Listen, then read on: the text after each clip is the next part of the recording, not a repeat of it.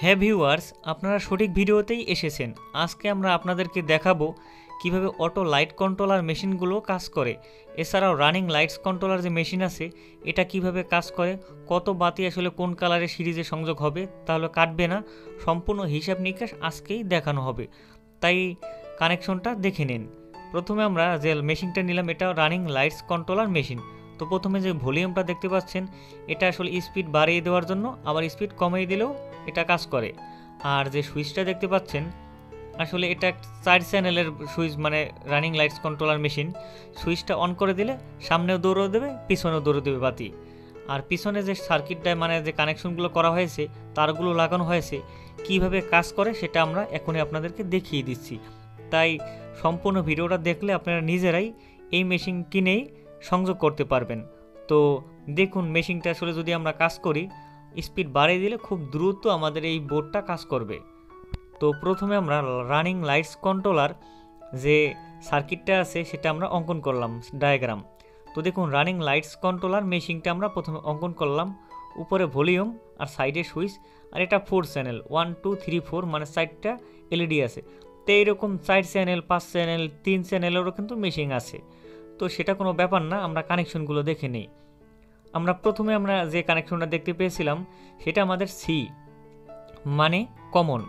তো প্রত্যেকটা বাতির কিন্তু আসলে কমন রয়েছে। আর দেখুন লাস্টে আছে সির পরে আছে এল, এল মানে ফেজ লাইন।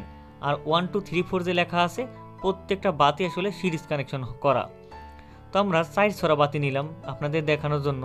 তো প্রথমে আমরা 4 চ্যানেল থেকে একটা বাতি নিলাম সিরিজ কানেকশনে, যার ফেজ লাইন আসলে ফেজের সাথে সংযোগ হবে। 1 2 3 4 যে লেখা আছে প্রত্যেকটার সাথে প্রত্যেক ছড়া বাতির ফেজ লাইন মানে প্লাস লাইন সংযোগ হবে। আর প্রত্যেক বাতির ছড়ার যে মাইনাস আছে সব মাইনাস এক হয়ে আসলে সির সাথে কানেকশন হবে। তো দেখুন 4 নম্বর থেকে আমরা যে তারটা দিয়েছি, তো দেখুন সি থেকে আমাদের যে কাজটা হয়েছে, সি থেকে প্রত্যেকটা বাতির মাইনাসের সাথে এক হয়ে গেছে।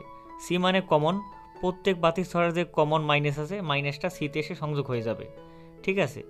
আর এই সি থেকে একটা আমাদের 2 পিন প্লাগ যে কারেন্টের লাইন আছে সেখানে সংযোগ হয়ে যাবে। আশা করি বুঝতে পেরেছেন। আর এল লেখা আছে সেটা হচ্ছে আমাদের ফেজ লাইন। তো 2 পিন প্লাগে আরেকটা যে লাল তার সংযোগ হয়, সেই লাল তারটা আমরা আসলে এই 2 পিন প্লাগের এই যে সি মানে এল থেকে আমরা নিয়ে আসবো।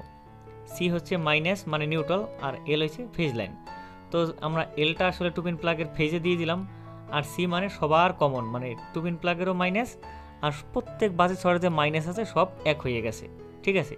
আর প্রত্যেক বাতির ছড়ার যে প্লাস আছে 1 2 3 4, তো প্লাসগুলো কিন্তু 1 2 3 4 সিরিয়ালভাবে আমরা সাজিয়ে দিয়েছি। এখানে শুধু আপনারা 4 ছড়া বাতি দেখতে পাচ্ছেন। আসলে এইরকম আমরা এক একটা চ্যানেল যেমন 1 2 3 4 এখানে অনেক বাতি সংযোগ করতে পারবো। আসলে একে আপনারা 10 ছড়া 20 ছড়াও দিতে পারবেন সংযোগ, দুইতেও 10 ছড়া 20 ছড়া বাতি সংযোগ করতে পারবেন, কিন্তু সব নিউট্রাল কিন্তু মানে লাস্টে সির সাথেই কানেকশন হবে। এখন আমরা জানবো আসলে কোন বাতি কততে সিরিজ কানেকশন করলে আসলে কাটবে না, অনেকেই আমার কাছে জিজ্ঞেস করেন। তো লাল কালার যে 1 কালার বাতিগুলো আছে 120 থেকে 125 পিস সংযোগ করবেন সিরিজ কানেকশনে, তাহলে কিন্তু বাতিগুলো আর কাটবে না।